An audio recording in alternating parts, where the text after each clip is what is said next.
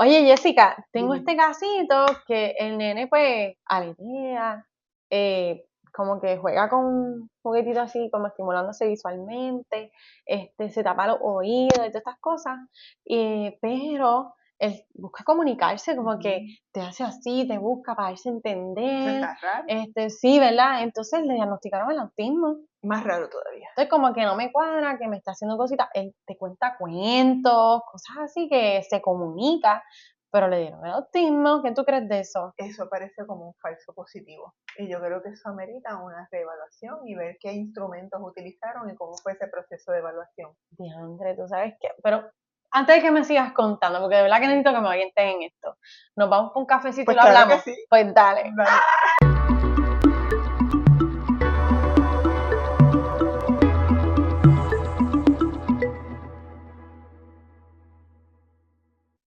Saludos, bienvenidos a Entremente, un podcast educativo en salud mental. Esta servidora es la doctora Kaylee Bedorengo y hoy vamos a hablar de algo que le cambia la vida a una familia y es el famoso diagnóstico de autismo.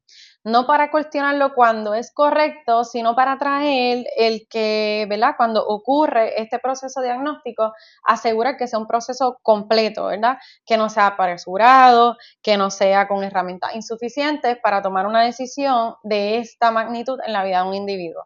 Y un ejemplo que pasa mucho, ¿verdad? En la práctica que día a día nosotros experimentamos con especialistas en el área, es un caso, por ejemplo, que represente un niño que, por ejemplo, pues te cuenta cuentos, te mira, te habla, todas estas cosas, pero adicional puede aletear, puede ser muy sensible a los ruidos, mueve los objetos frente a sus ojos, puede darse vueltas y obviamente pues ahí se ve una desregulación sensorial y creo que esto es un caso que representa algo que muchos especialistas vivimos con más frecuencia de lo que realmente tendemos a admitir. Así que básicamente un proceso como este, a un niño como este fácilmente le pueden diagnosticar un autismo nivel 2 y 3 meses después le piden reevaluación. Y la pregunta que vamos a traer es ¿qué pasó ahí? ¿Cambió el niño en 3 meses? ¿O algo en ese proceso diagnóstico no estuvo bien desde el principio? Así que eso es lo que vamos a explorar hoy. Hoy nos acompaña la doctora Jessica Varela, psicóloga clínica con 23 años de experiencia, ¿verdad? En el área de ese peritaje, es facultad adjunta, especialista en evaluación y dirigió por 11 años, tú me corriges, el proyecto de autismo del recinto de la UPR de autismo infantil, el famoso PAI, por 11 años lo dirigiste. Así que, nada, básicamente esto es lo que pasa. Vamos a empezar por los fundamentos porque creo que en este aspecto hay mucha confusión, pasa más común de lo que nosotros pensamos, qué es exactamente el autismo y qué se necesita para diagnosticarlo, qué se requiere clínicamente en el diagnóstico de autismo. Buenos días, buenas tardes, buenas noches, depende de la hora en que nos estemos Exacto. viendo. Para mí es un placer compartir este espacio y poder brindar esta información, ¿verdad? A los padres y a las personas que están, ¿verdad? Trabajando con esta población. Pues yo te tengo que decir, la pregunta que tú al principio dijiste, ¿qué pasó aquí? Pues yo te tengo que decir que no estuvo bien ese proceso de evaluación, ¿verdad? Ok. Para un proceso de evaluación tiene que haber muchos elementos. Y un diagnóstico de autismo, hay dos áreas, ¿verdad? Dos criterios. Pero en esos criterios, cada criterio, el primero, que es la parte de comunicación social, tiene 3 criterios. Luego está la parte de conductas repetitivas o estereotipadas, que ahí tiene 4 criterios. La parte ¿verdad? De la comunicación social, que tiene los 3 criterios, ese niño tiene que presentar esos 3 criterios. No puede ser uno sí, otro no, no, porque el DSM-5, que es el manual que establece cuáles son los criterios para dar un diagnóstico de autismo, dice claramente que tiene que tener los 3 criterios, ¿verdad? De la comunicación social y 2 criterios, ¿verdad? Para completar 5 criterios de los 7 que hay. Ok. ¿Verdad? ¿Qué es lo que pasa en ese criterio A? Que es la parte de la comunicación, ¿qué elementos se tienen que dar? Que quizá un ejemplo como el que mencioné antes, pues se vieron. Pues tú, por ejemplo, cuando vemos en los primeros criterios, ¿verdad? Los primeros 3 criterios que son, como quien dice, los que son obligatorios, esto que tienen que estar, tú estabas diciendo que es un chico que hace cuentos, que es un chico que te trae, que te enseña, que te muestra, que te habla, que tiene conciencia social porque sabe que tú estás ahí, ¿verdad? Cuando yo empiezo a oír todas estas cosas, pues obviamente mi mente rápido va a los 3 criterios del DSM-5 que te dice que un niño que tiene autismo tiene deficiencia en la reciprocidad social. Ese es el número 1. Yeah. El segundo te dice que tiene una deficiencia en la comunicación no verbal. Y la tercera que te dice que ese niño tiene una dificultad o una deficiencia para sostener, mantener y comprender las relaciones interpersonales. Y si yo tengo un niño que a lo mejor tiene problemas sensoriales, puede ser que tenga problemas del habla, pero te busca, te trae, te enseña, tiene esa conciencia social de que tú estás ahí, ya ahí pues hay una gran sospecha de que ese chico no tenga autismo. Un buen ejemplo de esta parte de la comunicación social, que lo estábamos hablando fuera de cámara, que me estabas dando el ejemplo yo te hice el ejemplo de lo del bizcocho con la vela, pero tú me estabas hablando de otro. Que si el niño no te lo hacía, lo de la muñeca creo que era. Okay. Explícanos ese, para saber cómo se ve eso de la comunicación social. Pues la comunicación social, pues por ejemplo, en ese proceso de evaluación, pues yo tengo un juego semiestructurado, ¿verdad? Y dentro de ese juego yo tengo una muñequita, la famosa bebé, ¿verdad? La bebé. Pues yo estoy con la bebé, está en una cunita o en el piso, casi todas las evaluaciones, ¿verdad? Como son niños pequeñitos, estamos en el piso, y yo digo, ay, tiene hambre. Yo espero que eso es casi una respuesta automática. Hay un bizcochito, hay un biberón, hay diferentes elementos de comida. Automáticamente el niñito coge el biberón, se lo da. A veces la arrulla, ¿verdad? Lo pone. Y eso, ella tiene ahí esa conciencia de que la conducta que yo tengo te afecta a ti y la conducta tuya me puede afectar a mí. Por eso es una reciprocidad, ¿verdad? Socioemocional. Exactamente. Y qué bueno que lo traes. De hecho, también me estabas comentando que hay niños que son no verbales por completo y te han hecho como que, ¿qué te pasa? ¿Verdad? Como que, ¿qué te pasa? Literalmente, ¿Cómo te han hecho? Yo empiezo así a llorar porque yo digo, ay, tengo hambre, de show, porque uno se convierte Claro. así como que un actor, tengo hambre, y cuando empiezo así como si fuera a llorar, me levantan la cara y me hacen, Así y me mismo. sí, como que, ¿qué te está pasando? O me traen rápido la comida para darme a mí la comida. Es un chico que no me está hablando, pero se está comunicando conmigo. Tiene toda la intención del mundo de establecer ese vínculo, de que yo sé lo que a ti te pasa y yo puedo resolver en algo la situación que tú estás teniendo. Claro, y qué bueno que traes esa distinción, porque una cosa es hablar y otra cosa es comunicarse, ¿verdad? La intención comunicológica. Exactamente. Así que esa distinción es bien importante hacerla porque, yo lo he visto, he tenido niños, acuérdense que estamos hablando desde nuestra experiencia clínica también. Básicamente, te usan palabras, pero no las están usando para pedirte algo, para compartirte algo, entonces eso no se ve, ¿verdad? Otro elemento que me gusta traer de la comunicación social es lo de la mirada conjunta.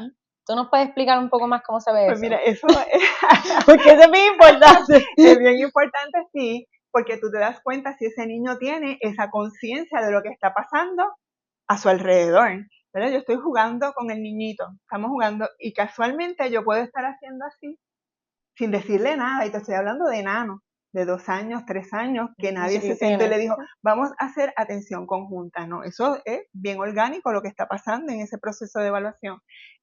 Y uno mira y automáticamente mira para el lado, o sea, sin tú decirle mira para allá. Él se dio cuenta, sin yo decirle nada, que alguien estaba o algo pasó, mi mirada cambió, así que su atención está junta con la mía. Correcto. O sea que los dos estamos conectados y ahí obviamente tú ves esa reciprocidad social. Exactamente, qué espectacular, me encantó. Entonces, ahora, ¿cuál es la diferencia o qué es lo que se ve en los niños que tienen autismo versus el desorden sensorial? Porque ya sabemos que dentro del autismo, bueno, sabemos, no, vamos a aclararlo, el diagnóstico de autismo sí te incluye en el criterio B, uno de esos criterios es tener el desorden sensorial, hiporreactividad o hiper, ¿verdad? Pero, ¿cómo se ve eso? ¿Y cuál es la diferencia cuando tienen autismo versus solamente el desorden sensorial? Pues mira, como dijiste al principio, yo tuve la bendición de, cuando yo salí recién graduada, ir al proyecto de autismo infantil. Así que ahí yo tenía a los mejores maestros, que es la profesora Yadira Rentas. Ella es terapista ocupacional de muchísimos años de experiencia, así que ella es mi referente en esta área, ¿verdad?, de problemas sensoriales. Yalicet Jiménez, Susan de la Cruz, son patólogas del habla también de muchos años de experiencia dentro del autismo. Así que yo tuve la bendición de hacer evaluaciones, lo que se llaman evaluaciones en arena, ¿verdad? Que estaba Wow. el patólogo del habla, el terapeuta ocupacional, el psicólogo, el genetista, estaba la pediatra del neurodesarrollo. Así que te ayuda, todas esas visiones aportan a ti y te ayudan a ir depurando eso que tú estás viendo.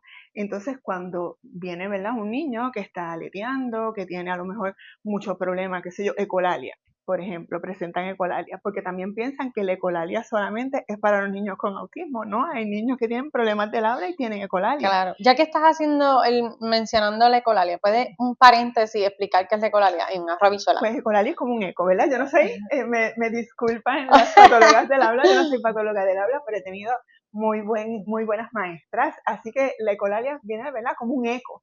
Es que si yo te digo, por ejemplo, hola, ¿cómo estás? Tú me dices, hola, Hola, ¿cómo ¿cómo estás? estás? ¿Verdad? Esto, pero está funcional, no funcional, mitigada, ¿verdad? Hay diferentes tipos de ecolalia. Lo peor es que si tú preguntas algo no te van a contestar. Una persona que tiene autismo no te va a contestar necesariamente de lo que tú le Lo que tú le preguntaste. Ahí preguntaste y se a lo ve. mejor te hacen la misma pregunta, ¿verdad? Esto, pues, pero dando un ejemplo de lo que es Cerramos la ecolalia, paréntesis, no, exacto. de lo que es la Ah, sí, ecolalia, ok. de lo que es la ecolalia, teníamos un nene y empezaba que es una ecolalia, esta es mitigada y es funcional, porque no tenía que ver nada con lo que estábamos hablando, no fue algo que él escuchó, pero él empezaba y decía, auxilio, Popeye, auxilio.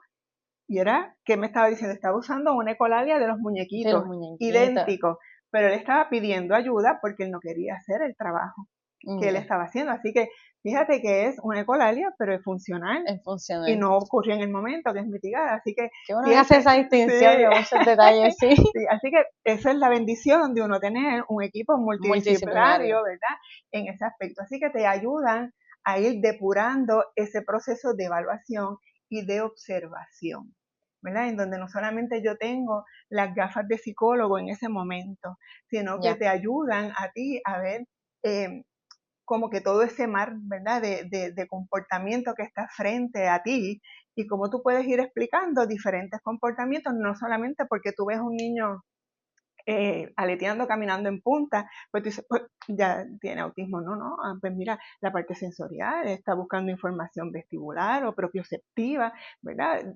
Porque obviamente cuando tú estás con estos profesionales van nutriendo y tú puedes ir entonces depurando ese diagnóstico. Exactamente. Así que, ¿cómo vemos, verdad, esa diferencia en esos dos diagnósticos? Un niño, por ejemplo, con desorden sensorial, sí te puede contestar de lo que tú le estás hablando. Sí, sí, sí. Si Eh, no tiene problemas del habla.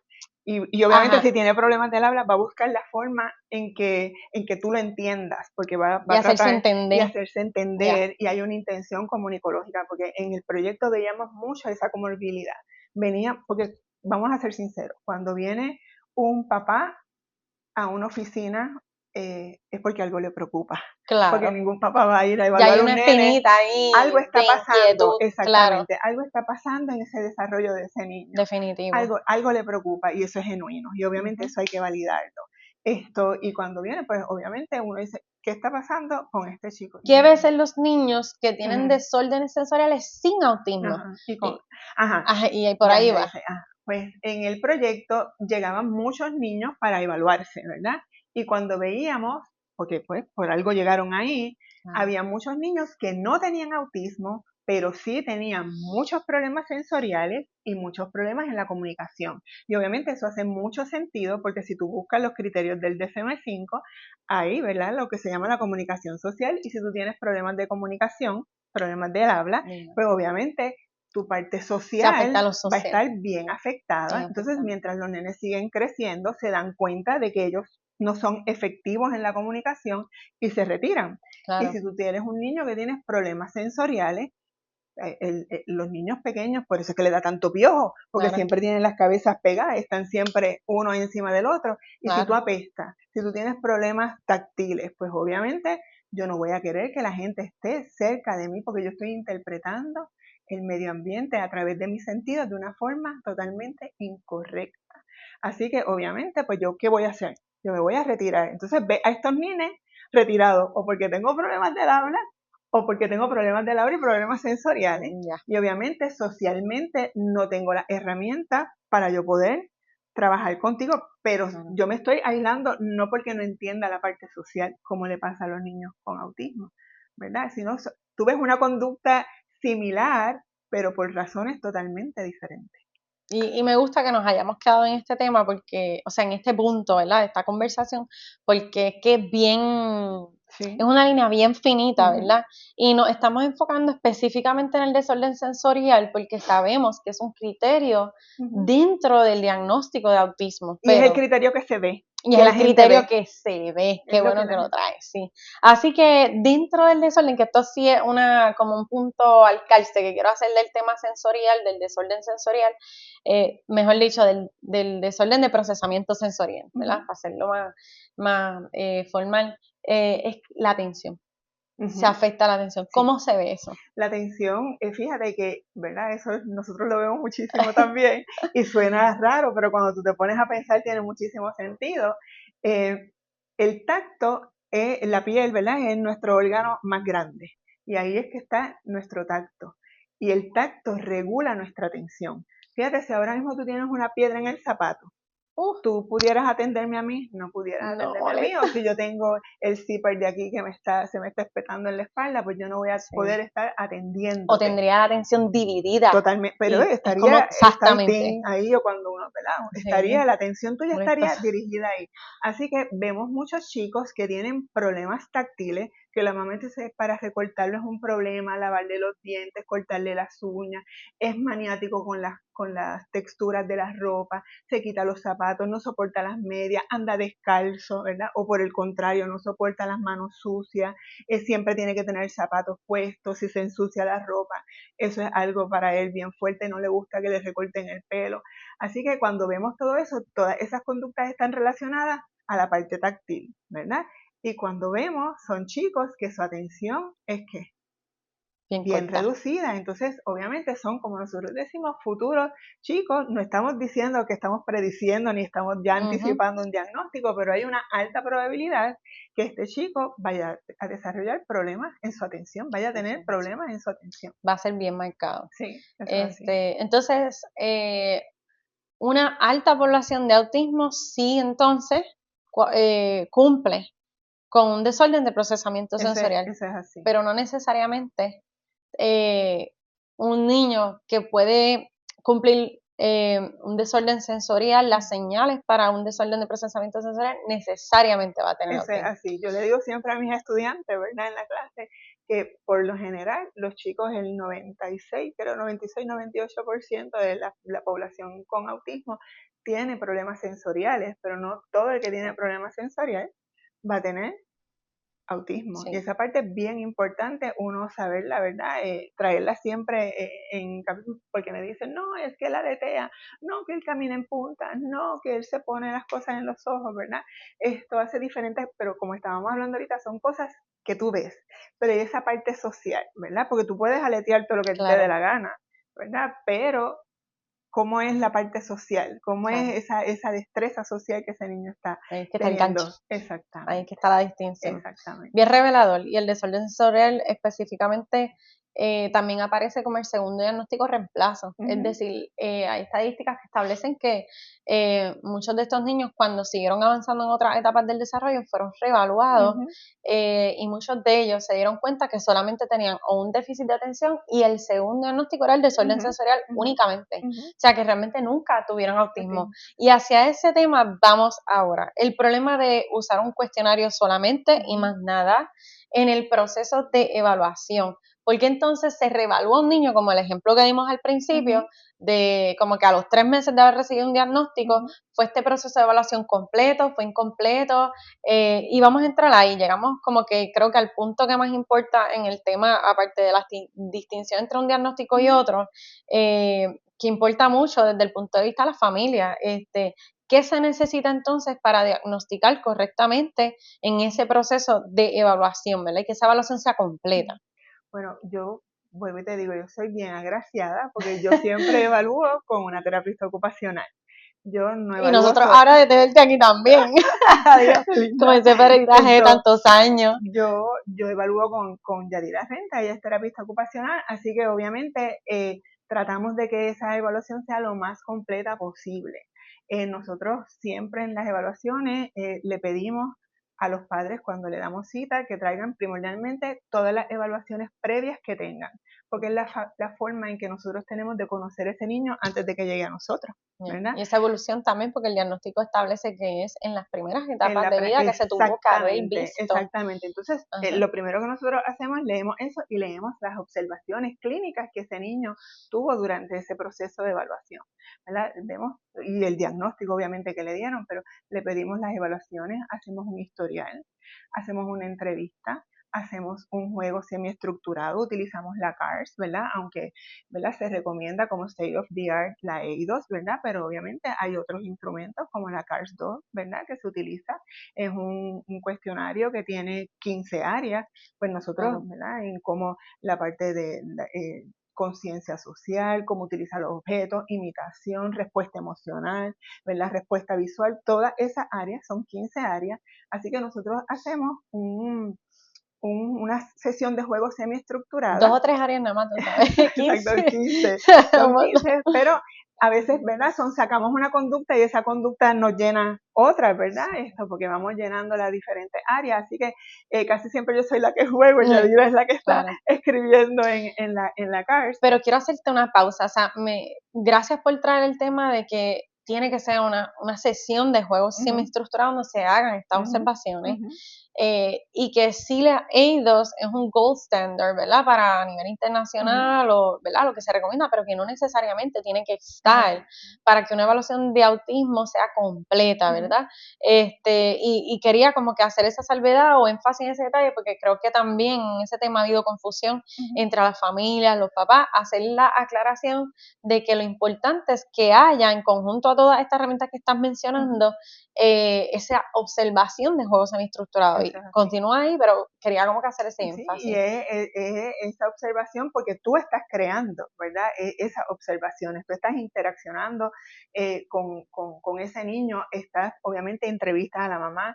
Cuando yo casi siempre le digo a las papás, si el niño está en un cuido o si está en una escuelita o un maternal, que la maestra nada muy formal, pero que me haga unas notitas de cómo él se comporta, si comparte con otros niños, si ha observado algo extraño, porque obviamente eso yo lo incluyo dentro de la CARS, ¿verdad? Pongo, por ejemplo, si yo observé esa conducta también, si es que las reportan esa conducta, ¿verdad? Pues obviamente vamos, como yo digo, armando el muñequito de ese niñito que yo tengo ahí, aparte de la CARS, ¿verdad? Que hacemos eso toma como 2 horas, ese proceso de estar en el juego, sí, en el juego 10, 5, 15 minutos, es exhaustivo. Sí, es bastante exhaustivo.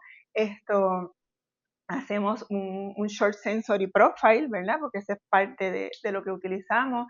Hacemos el Denver, que es una prueba del desarrollo. Se evalúa entonces las habilidades adaptativas del desarrollo de las diferentes etapas del motor niño. Grueso, motor fino, daily living skill, ¿verdad? Las destrezas del diario vivir y la parte del lenguaje. O sea, que son las áreas que están, como quien dice, impactadas con un diagnóstico de autismo. Aparte de eso, pues hacemos un perfil comunicológico y un perfil social, ¿verdad? Así que tratamos de hacerlo lo más completo posible, y obviamente las observaciones clínicas que nosotros hemos tenido durante el proceso evaluativo.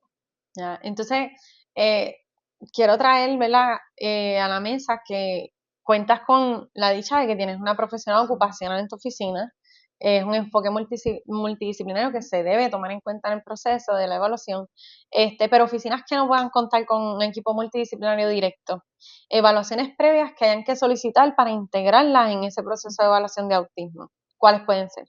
Bueno, para mí, por ejemplo, es bien importante la evaluación audiológica, una evaluación bien básica para mí. Esto si está con el habla y lenguaje, ¿verdad? Si está con un neurólogo, ¿qué han observado con ese neurólogo? A veces o pediatras del neurodesarrollo, ¿verdad? Que han visto ese nene. Para mí el pediatra, también los pediatras a mí me han hecho excelente Reporte. reporte, porque Los han visto, neurólogos sí, y también. han visto esos bebés desde chiquitos. Ellos han tenido la bendición de que los tienen Gracias, desde... pediatras, gracias, neurólogos, por colaborar en el proceso de evaluación Sí, diagnóstica completa. completa, así Claro, mismo es, sí. No, porque te dan a ti como un global, o sea, una visión global estoy de acuerdo, es de ese niño, sumamente valioso. de ese niño Y evaluaciones previas, por ejemplo, ocupacionales, que ocupacional. salga si realmente cumplió por ese especialista el Ujú, desorden de procesamiento sensorial o no, si hay un rezago en habla, esa evaluación de habla, ¿verdad? exactamente. Todo eso es parte de esa revisión, es una revisión también Ujú, exhaustiva. Yo creo que en este tema todo en el proceso de evaluación diagnóstica de autismo es bien exhaustivo, o sea, se va al dedillo, al detalle. literalmente. Y por ejemplo, después cuando nosotros vemos que ese niñito, sea que tenga, ¿verdad?, un diagnóstico positivo o que no tenga el diagnóstico, porque como te dije al principio, por algo llegó a nosotros, pues nosotros tenemos un deber de referir. Y obviamente si vemos que hay una necesidad, nunca ha sido evaluado en una evaluación sensorial, pues aunque nosotros hacemos un perfil sensorial, pero no es una evaluación formal en ocupacional sensorial, así que nosotros referimos, mandamos a referir. Si vemos un chico que tiene problemas, ¿verdad?, en ese procesamiento auditivo, que tenemos nuestras dudas, pues mandamos una evaluación en procesamiento auditivo. A nivel visual podemos mandar también para una visión funcional, con el neurólogo, con diferentes Que profesionales. hay veces que los papás nos llegan como que, pero es que en casa el nene no está haciendo esto, o la nena no hace esto, porque en la escuela me dicen que sí. Entonces, realmente lo que yo he visto lo que pasa es que eso es un entorno donde hay mucha más demanda social. Entonces, no sé si quieres abundar un poco de eso. Pueden pasar dos Entonces, instancias, ¿verdad? Porque he visto las dos cosas. O en la casa hacen muchas conductas porque están totalmente relajados, ¿verdad? Y ya, están como que en su ambiente natural, ¿verdad? Que aquí puedo hacer lo que quiera. O en la escuela también presentan muchas conductas porque el ambiente es bien demandante, ¿verdad? Y obviamente se exacerba, sea por ansiedad, porque no sabe, ¿verdad? No sabe cómo autorregularse, la parte emocional, la parte de sus conductas sensoriales, y obviamente se va a ver afectado. A mí te lo digo porque en evaluando, muchas veces yo le digo al papá, mira, él hizo esto y esto, y ella se queda así, de veras, y digo, bueno, aquí, ¿verdad? Usted me dio permiso para yo grabar, grabé, míralo aquí. Y muchos papás me han dicho, lo hace tanto que yo lo veo como normal. wow, eso es bien revelador, o sea, es un detalle bien ¿Sí? Como que importante. no, en la parte de lo que es típico y no típico, Ujú, como lo hacen tan a diario, es algo como si fuera del diario del vivir, diario vivir. del diario vivir. Exacto. Qué bueno que lo traímos. Y otro detalle que quería traer de ese proceso es que está ocurriendo que maestros usan, por ejemplo, el MChat, que es un Un cernimiento, un seguimiento. instrumento para hacer un referido de Ujú, evaluación formal de autismo. ujú, Pero estamos viendo en las escuelas maestros que están eh, haciendo sus observaciones, ujú. que está perfecto, pero en lugar de hacer las observaciones con el instrumento para hacer el referido, lo están haciendo como un diagnóstico formal. Le dice al papá, tu nene tiene autismo. No. ¿Qué pasa con esto? ¿Cómo puede afectar este proceso? Eso es totalmente inapropiado. Eso no se supone, ¿verdad? Quienes están capacitados para llevar a cabo un diagnóstico tan serio como es este, porque es un diagnóstico que es para toda la vida, ¿verdad? Esto, porque como sabemos, el autismo no se cura. No sé, Así exacto. que es bien importante, los que están capacitados es un neurólogo, un psiquiatra y un psicólogo. Y obviamente, no es que yo, ¿verdad? Psicóloga sola, yo pues obviamente trabajo con En una terapista conjunto. ocupacional, que eso es lo ideal, ¿verdad? Tú trabajarlo en conjunto con los profesionales en esta área, pero no es apropiado que un maestro haga un diagnóstico. Eso no es una buena práctica clínica y eso no es ético. Y eso es bien importante que los papás lo sepan, que una evaluación, como hablamos al principio, una evaluación de autismo comprende mucho más que un MCHAT. Exactamente. Así que es bien importante, maestro, maestra que nos escucha, que sepas también que tu insumo es sumamente Es importante en importante, este proceso. sumamente importante. Muchas veces se pide, como bien Ujú, mencionó la doctora, se pide ese referido. Esas observaciones que usted hace son sumamente valiosas para nosotros en ese proceso de diagnóstico, porque como bien decimos, un equipo multidisciplinario, y muchas veces en ese escenario escolar es donde por primera vez ese niño entra a ese preescolar y se ven estos detalles, pero o esas primeras señales, y la labor del maestro es sumamente importante en este proceso, pero no hace el diagnóstico. Así que la labor del maestro para apoyar a este niño es el referido con ese instrumento. Así que nada, qué bueno que lo traímos, pero entonces pasamos ¿verdad? A este otro tema donde tienes especialistas donde sí diagnostican, pero tienes especialistas que no se atreven a diagnosticar por miedo. Y quiero leer como que una cifra importante y de ahí nos abunda, donde hay un reporte del Departamento de Educación, que lo vamos a poner en la referencia, donde en el 2011 se estimó que en Puerto Rico había aproximadamente 2.890 niños y niñas con el espectro autista, hasta los 3 años más o menos, desde el nacimiento hasta los 3 años de edad, y la mayoría de ellos no contaba con un diagnóstico. Y la razón que da el reporte básicamente es porque muchos especialistas tenían el miedo a hacer diagnósticos incorrectos cuando ya desde los 24 meses se puede hacer de manera certera, perdón. Entonces, ¿por qué está pasando esto? Especialistas que se atreven a hacer el diagnóstico, especialistas que no, que también he visto que los que sí se atreven a hacerlo, básicamente presentan el desorden sensorial. Puede ser que sepan que no es autismo, pero como el desorden sensorial no es un diagnóstico formal en el DSM-5, que es el libro y el manual de los diagnósticos mentales, dicen, vamos a hacerle el diagnóstico de autismo para que reciba servicio. O sea, estos detalles, ¿verdad? ¿Cómo los vamos a manejar? Hay que orientarle esto. Sí, definitivamente que sí. Y yo siempre digo, y le digo a mis estudiantes, zapatero a tu zapato. Para mí es bien importante la parte de las competencias. Si tú no te sientes cómodo dando un diagnóstico de autismo, no lo des, refieren. Uno tiene un duty, ¿verdad? Un deber de referir. Esa parte es bien importante. Yo creo en la intervención temprana. Yo creo en que mientras más temprano tú puedas evaluar a un niño, tú puedas darle, no solamente evaluarlo, porque una evaluación sin recomendaciones no cumple ningún propósito.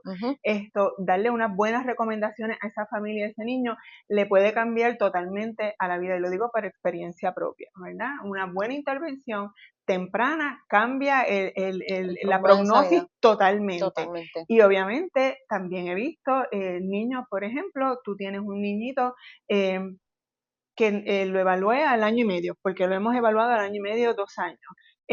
Y el niño cumplía con esos criterios, ¿verdad? Cumplía con los criterios. O no cumple con todos los criterios. Tú puedes darle una reevaluación a ese niño y mientras tanto ¿verdad? Recomiendas, porque eso lo hemos hecho. Se observan tales y tales y tales, ¿verdad? Conductas, se recomienda reevaluarlo en 6 meses. Una vez reciba todas las recomendaciones que nosotros le hemos dado, porque son niños, nosotros le decimos que son niños que están desnudos, ¿verdad? Porque son chiquitos y no han recibido ni terapia de habla, ni terapia ocupacional, no han estado en preescolar, no han estado expuestos a muchísimas cosas. Pues vamos a darle una oportunidad, ¿verdad? En donde pueda compartir, ¿verdad? En un preescolar que esté con una terapia ocupacional, una terapia del habla. A ver cómo responde. A ver cómo responde, porque se espera que si es un niño que es típico, arranque en ese tiempo que nosotros le estamos dando, ¿verdad? ¿Verdad? Porque uno le da como ese break de la esperanza, como uno dice, vamos a darle esa oportunidad. Está súper bien, muy importante. Pero obviamente uno no deja de evaluarlo, porque claro. por eso te dije, por algo esos papás llegaron donde uno, porque algo le preocupa a esos nenes, así que hay que atenderlo. Hay que atenderlo. Y para las familias que nos escuchan, que están en medio de este proceso, pasando por este proceso, que lo han vivido, que tienen el derecho de pedir. Yo como papá, yo como mamá, ¿qué yo pido? ¿Hasta qué punto yo puedo pedirle a ese especialista, mira, quiero saber qué instrumentos se usaron, qué no, para asegurarse que ese proceso de evaluación diagnóstica sea completo, ¿verdad? Porque si hacemos una evaluación correcta, un proceso completo, ya sabemos que el diagnóstico no tiene por qué estar equivocado, ¿verdad? ¿Qué se le dice a los papás o qué le dices a los papás cuando llegan a ti con un diagnóstico de autismo, pero con muchas dudas? O todavía no lo tienen y están en ese proceso? Bueno, para empezar, cuando estamos, ¿verdad? Llegan para evaluarse, cuando uno está discutiendo los papeles, las autorizaciones, ¿verdad? Donde tú me das permiso para yo poder evaluar a tu chico menor de edad, ahí se le explica cuáles son los instrumentos que se van a estar utilizando en la prueba. Eso es bien importante, que ellos lo sepan, porque pues, como yo le digo a los papás, para el autismo no es que yo te voy a sacar sangre o un MRI o algo y me va a decir qué es lo que tiene o no tiene autismo, ¿no? Son unas pruebas que son estas pruebas que, ¿verdad? Que se van a estar utilizando para yo saber cuál es la conducta que está presentando tu chico. Los papás tienen derecho a saber cuáles pruebas se utilizaron. Uno hace un informe de Escuchen, eso. es importante. ¿Qué más? Uno hace un informe de Okay. eso, ¿verdad? En ese informe está incluido los instrumentos, el historial, las observaciones clínicas que uno tuvo, los resultados, ¿verdad? Esto para mí es a veces un poco confuso cuando yo recibo una evaluación y en esa evaluación no tiene los criterios diagnósticos del autismo. Ya. Y le dan el diagnóstico de autismo, pero no tienen cuáles fueron los criterios que cumplió. Una tablita Exacto, que desglose. que te digan para eso. Entonces, cuando me voy a las observaciones no guardan concordancia con un diagnóstico. Así que obviamente puedo entender cuál es la preocupación que está presentando el papá. El papá. Exactamente. Así que, ¿verdad? La parte de cuáles son los criterios, que le expliquen esa evaluación al papá. Nosotros a veces estamos 2 horas, 3 horas con un papá explicándole por qué sí o por qué no. Porque hay papás que están renuentes a que le digan que sí o papás están renuentes a que le digan que no para un diagnóstico. O sea, sí, es un proceso duro y lo decimos, ¿verdad? Con mucha sensibilidad porque trabajamos todos los días con la población, con estas familias que tanto queremos realmente. A esto nos dedicamos y la idea es tocar el tema con sensibilidad pero directo porque es importante, ¿verdad? Que sabemos y entendemos y somos sumamente empáticos con ¿verdad? Con la renuncia dentro del proceso porque es difícil, bien así difícil. Como la no. Entonces, continúa, perdón. Es bien difícil, ¿no? Y los papás, ¿verdad? Gracias a Dios, yo también estoy con Yadira y utilizamos con mucho respeto la parte del humor, ¿verdad? Porque a veces los papás piensan y lo sabemos y uno pues los va llevando con mucho amor, con mucha dirección, con mucha sensibilidad, pero también directo, vamos a estar trabajando con esto. Claro. Tenemos muchísimas cosas, pero lo más importante en este momento es esto. Y en ese proceso de explicarles si es un diagnóstico sí, si es un diagnóstico no, las recomendaciones.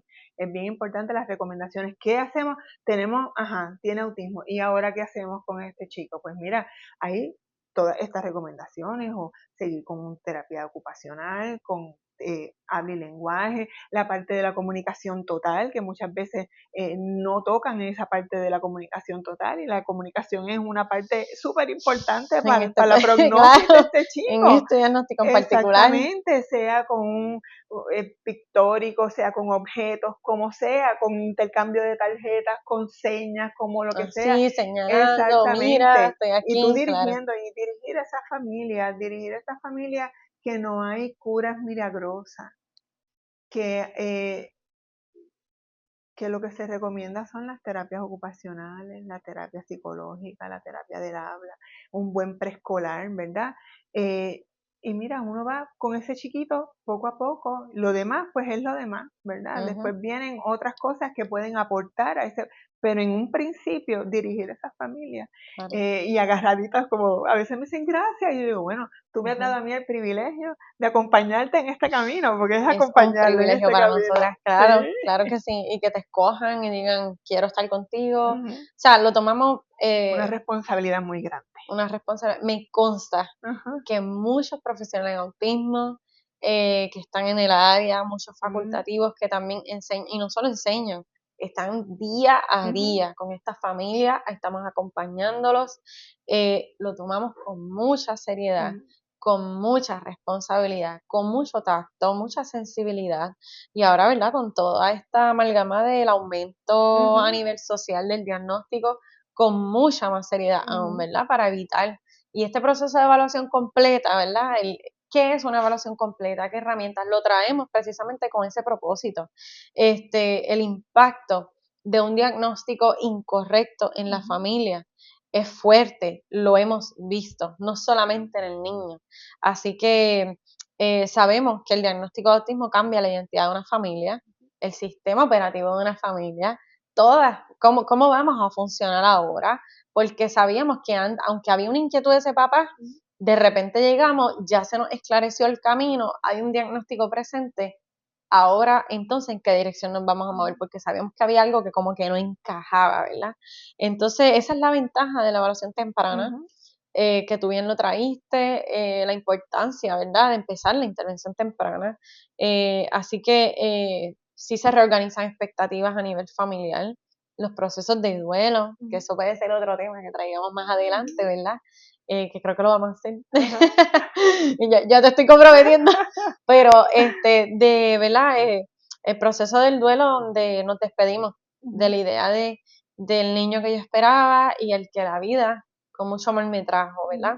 Con todos sus desafíos y con todas sus fortalezas también, porque hay muchas fortalezas ahí, que a veces se nos pasan en el camino, pues por solamente recibir esta noticia, ¿verdad? Y cómo yo me relaciono con mi hijo ahora en este proceso, ¿verdad? Así que eso es un tema que podríamos traer más adelante. Así que sí, pues sabemos, ¿verdad? No sé si quieras aportar lo que trae un diagnóstico incorrecto o prematuro, y los años de tratamiento inadecuados, de búsqueda, no sé si quieras aportar algo en ese Pues proceso. yo te tengo que decir que hay muchos papás que me han traído eso, ¿verdad? Eh, por ejemplo, que han estado mucho tiempo buscando, porque como decimos en el buen castellano, no le han querido poner el cascabel al gato, ¿verdad? No le han Exacto. querido poner el cascabel al gato y hay veces que pues me ha tocado, pero sin embargo he tenido la experiencia de los papás me han dicho, qué bueno que por fin alguien me dijo lo que le estaba pasando a mi hijo. Dirección, ¿cómo que yo Sí, hago? O sí, sea, que yo ahora hago. sepa dónde voy. Exactamente. Y no es solamente una etiqueta, No, es saber qué es lo que tú vas a hacer con eso, ¿verdad? claro. A dónde nos vamos a dirigir, qué profesionales vamos a estar buscando, dónde nos vamos a dejar dirigir, porque tampoco hoy en día cualquier persona es experta en todo. Esto, y a veces es bien preocupante porque los papás me dijeron, pues, me recomendaron X, Y, Z y uno se queda que han hecho inversiones, han tenido que hipotecar casa, curas milagrosas, todas estas Así cosas. mismo. Así que es mucha psicoeducación también a esa Muchas familia. gracias.